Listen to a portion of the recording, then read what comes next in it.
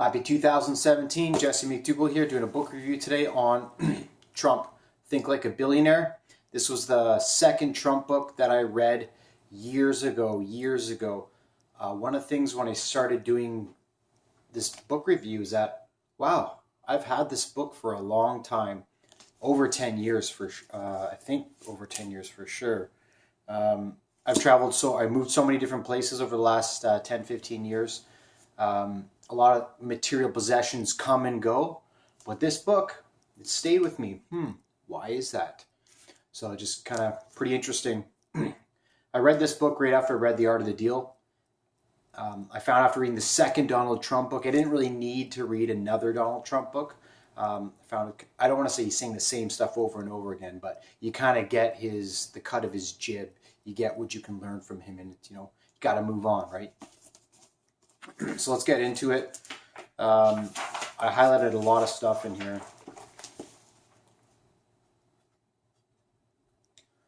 Let's see what we got. All right. It's often necessary to boast, but it's even better if others do it for you. It's an interesting comment because you got to show your strengths.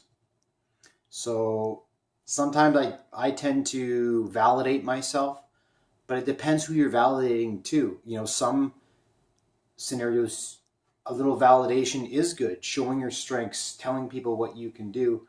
Because if you don't, how are they supposed to know? They don't just know you. They have to know about you. And if nobody else is telling them about you, you got to tell yourself. That's just how it works. But at the same time, nobody likes a self-centered narcissist.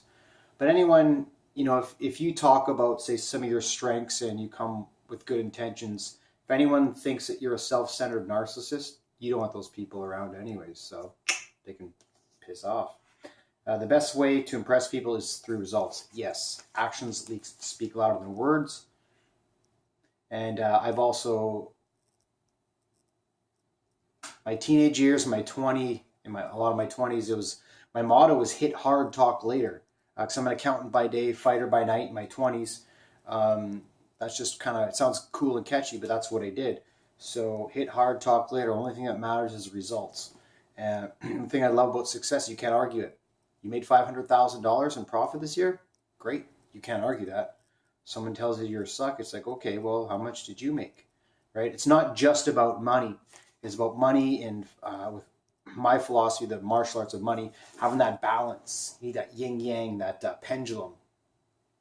That money and life balance, health, family, friends, that kind of stuff. It all kind of goes together, in my opinion, right? There's 300 million ways to do it, so choose one. Some of the best business decisions are made out of passion.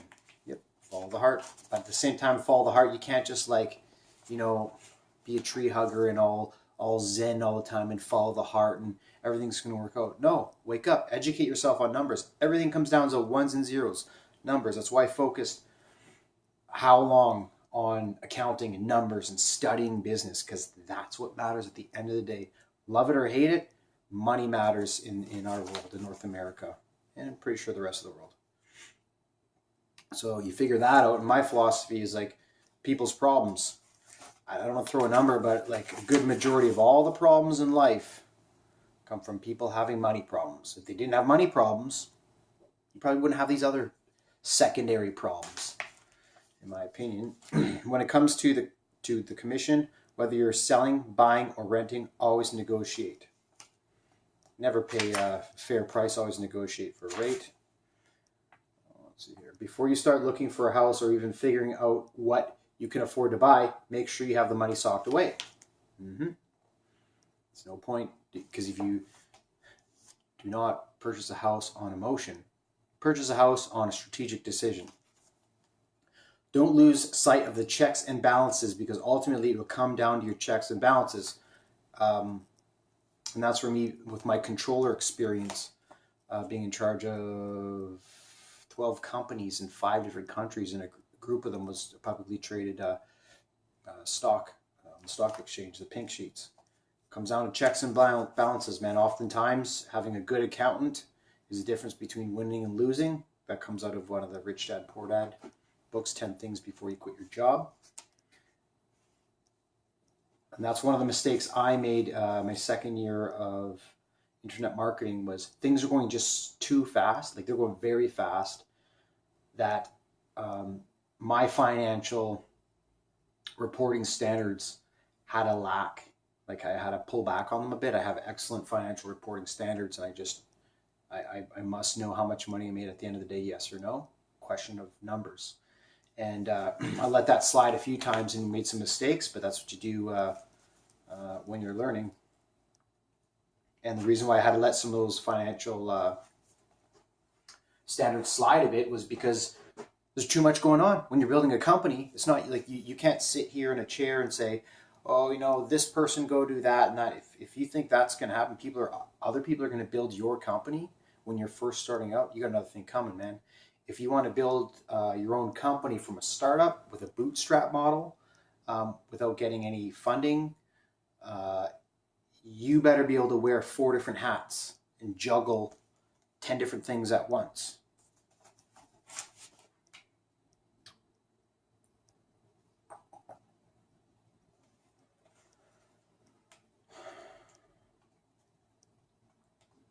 Oh, here we go. Here's a lot.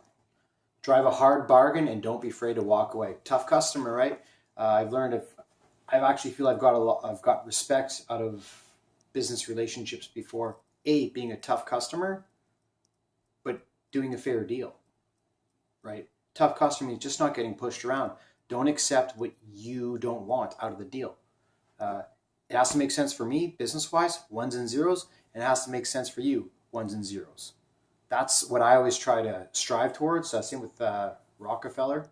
That's what he always tried to do. But if it's me gaining and you not gaining, I will take that.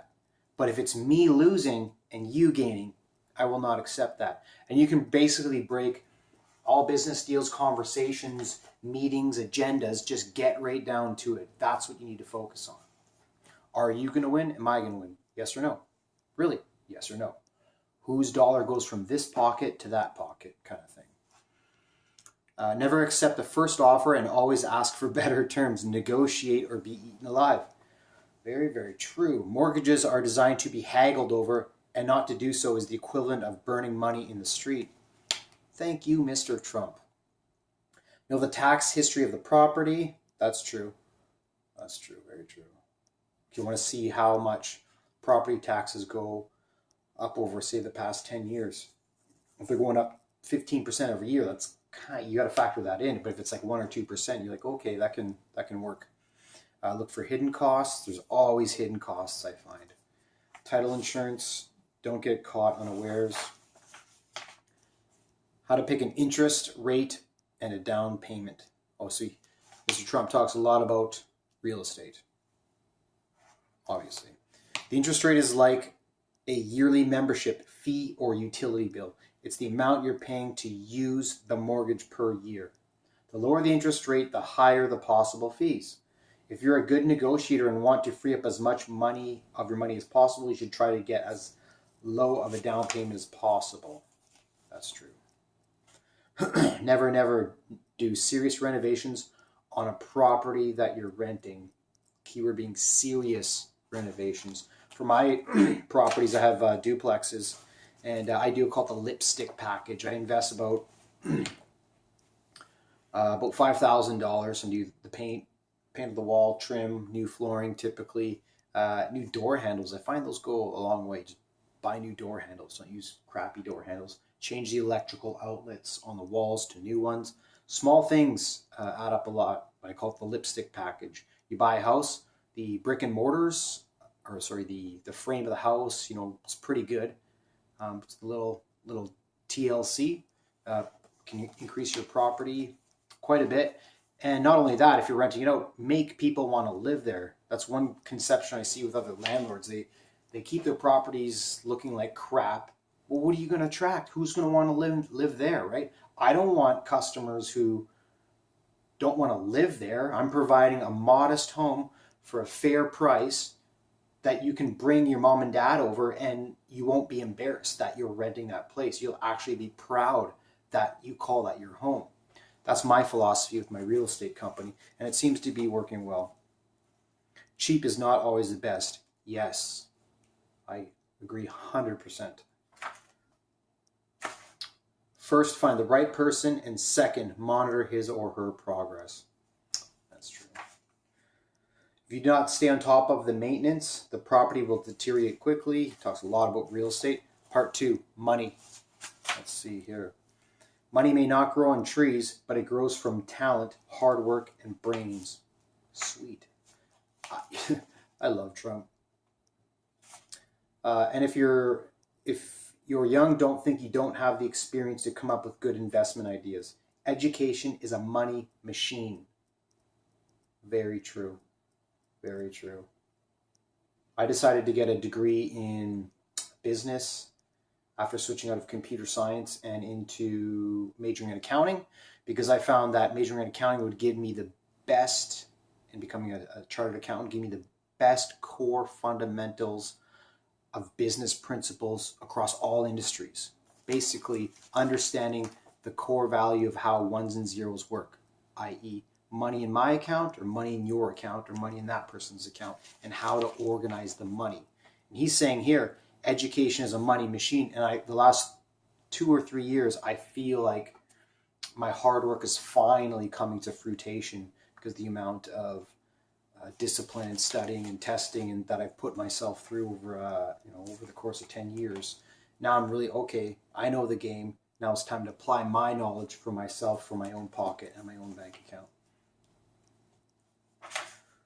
Your money can work for you if you put it in the right hands. It's true, but I'm not there yet. Give no one my money. I'll do with my money. You can give me your money to handle. I got the letters for it. That's my philosophy so far. Yeah. So you can be, it's got to be a pretty sweet deal for me to give someone else money for them to manage it for me. Yeah. You got to be pretty good. You should think of your money as your staff. You wouldn't let your staff sit around, so don't let your money sit around either. Even in the worst economy, there's no excuse for putting money under the bed. Here's the thing when you're talking Mr. Trump, but the title, fair enough, is Think Like a Billionaire. Most people don't have money to put to work, right? That's the whole game. You got to get money to get in the game. It's like at the casino. It literally is the casino. Business world entrepreneurship metaphor. Going to the casino, $5 table, okay? Playing blackjack. You got blackjack is the best mathematical odds of winning a hand. I think it's something like 48% chance you have of winning, right? Oh, it's the best chance. You also have a 49% chance of losing too. You go up to the $100 table, right? You got to have cash to go to the next tables. But the thing I've learned in business, I got a 48% chance of winning. Well, that doesn't impress me. You mean I got a 49% chance or a 52% chance of losing? Well, I don't want that. Protect the downside. Protect the downside. So you can put your money in business somewhere where you're like, okay, that's going to happen. That's going to happen. It's not rocket science. Go get it done, make it happen, and you're not going to lose your original investment. So that comes under quantifying your downside. I think Kevin O'Leary is huge onto that. Let's see here. The average investor is usually at a disadvantage. Yes, I lost $30,000 when I was 26. Everything I had from investing, and I made about 63 trades or so, and was doing well, but I lost everything. Minnow, swimming with sharks. Know your role, know your surroundings, know the game you're playing. The greed of money in men is. So pick your stocks like you would pick your surgeon. You're not going to have an incompetent operation on you, so don't have an incompetent tending to your money. True. Wow, I highlighted a lot in here. I'm only on page 59. 15 minutes in, you got to wrap this up here. The words new venture sound to me like a loan that will never get paid back. It's a new venture. It's true. I'm actually have it's not a new venture, but my venture is growing. Penny pinching is the opposite of being wasteful. Interesting.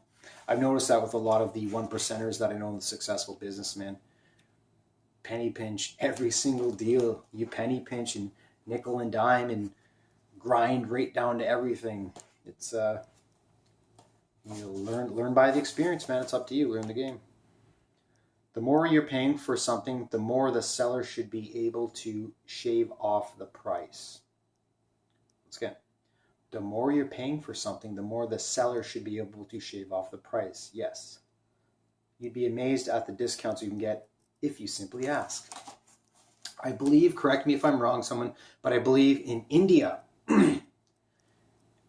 your negotiation skills shows how much of a man you are. If you don't negotiate, you're not a man. So negotiating in India apparently is just like drinking water. If I'm wrong, please let me know. That's a secondary knowledge. Okay. Money, like anything, takes maintenance and planning to grow. Don't ignore it, because if you do, you're going to lose it. Lost a lot of money. Don't want to lose money. 20% of your priorities will give you 80% of your productivity. Bingo. Let's see, when was this book made? When was this book made?